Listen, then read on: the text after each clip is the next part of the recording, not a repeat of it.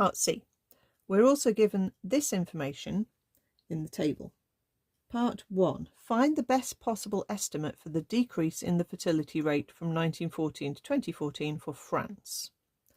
So the best possible estimate means the estimate that's the most likely to be true. So because we don't have an exact number here, the best we can do is take the midpoint. Okay, so 2.5 minus 1.98 gives us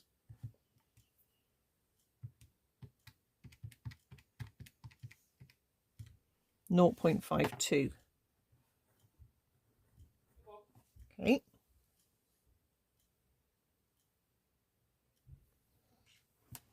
Find the best possible estimate for the decrease for Ethiopia.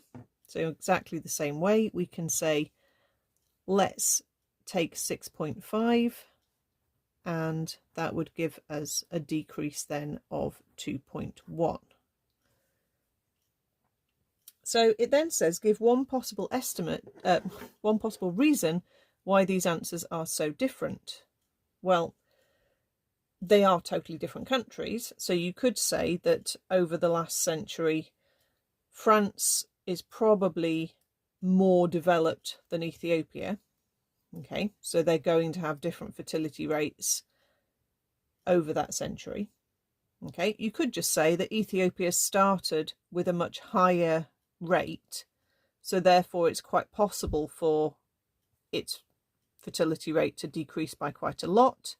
France didn't start that high, so it's not going to have decreased by very much anyway. Okay, so that's your choice of what you might say there. Okay, one possible reason. So I'll say that countries with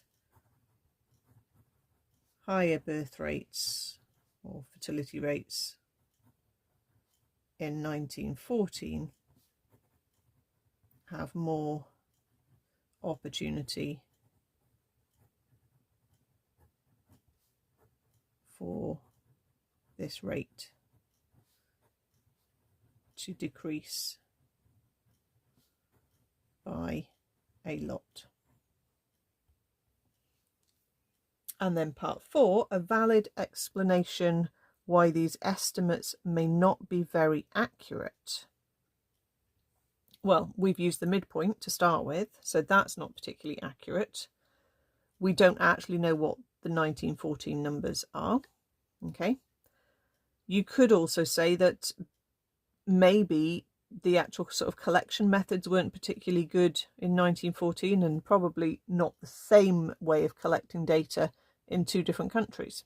But I think you may as well just stick to probably the most obvious thing to say, is because we've used the midpoint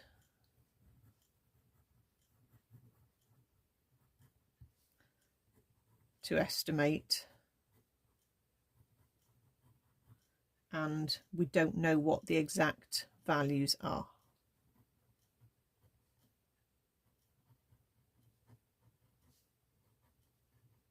Again, you can make a reason, as long as it's a sensible reason and you've thought about what you're writing, they'll probably give you credit.